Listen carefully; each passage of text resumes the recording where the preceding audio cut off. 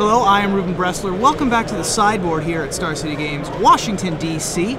You know, not a ton of people have both a Classic and an Open championship under your belt, but with me right now we have someone who's trying to go for the Open, right? Yes, sir. Because you won a Classic last weekend. Yes, where did you win last weekend? That was in Columbia.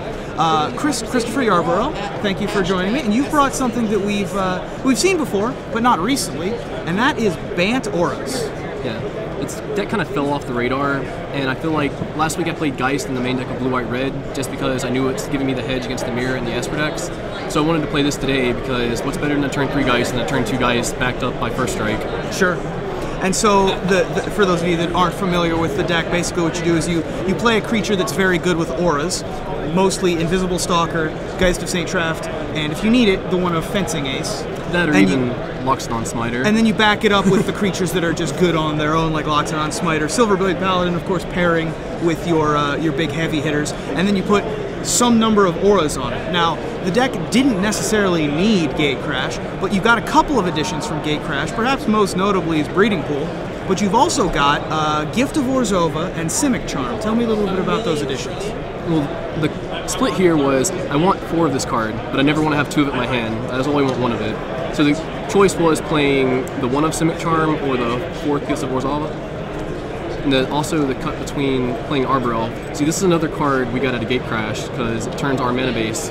We get the additional forest. Before that, you can't. We played basic forest, but didn't actually do anything. Now we have our 8 shock lands that produce good mana for us.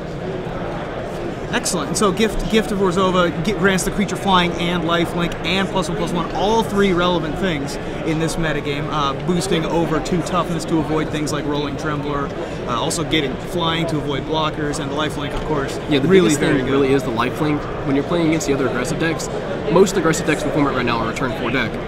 When you start gaining 3+ life a turn, it makes the matchup a lot easier for you. Right, and you were telling me a story about your last round where your opponent was at something like 38 because of Rock's Faith Menders and Drag Tusks. My opponent gained over 40 life from double Faith Menders, and good thing is I've done over 60 damage to him. Sure. Yeah, this deck can definitely do that if there isn't an answer, something like a Wrath of God or something like that in the sideboard. But you have answers for things like Wrath of God in the sideboard, and the one that I want to point out first is Rootborn Defenses. Tell me a little bit about that card. Rootborn Defenses lets you do multiple things. It lets you protect against Supreme Verdict since it is uncounterable, as well as if you're playing against other aggressive decks and you want to bring it in, Jund, for example, they have Bonfire of the Damned. Sometimes you just want to populate during combat after they block your Geist and make another 4/4 Angel. Fair enough. And you got several other cards in the sideboard that I can imagine what they're for, but I don't know specifically what they're for. Particularly Strangleroot guys. What do those come in against? Any decks that have removal or that can play board sweepers, cards like Fencing Ace, just bad against. Don't want them. And I want to save some number of my Silverblade Paladins so they're playing red removal. Strangleroot Geist, it's haste, give it a Rancor, just attack them for a lot. Comes down turn 2 if you have like your double green. It's not always going to happen, but it's a card there to protect you against Supreme Verdict.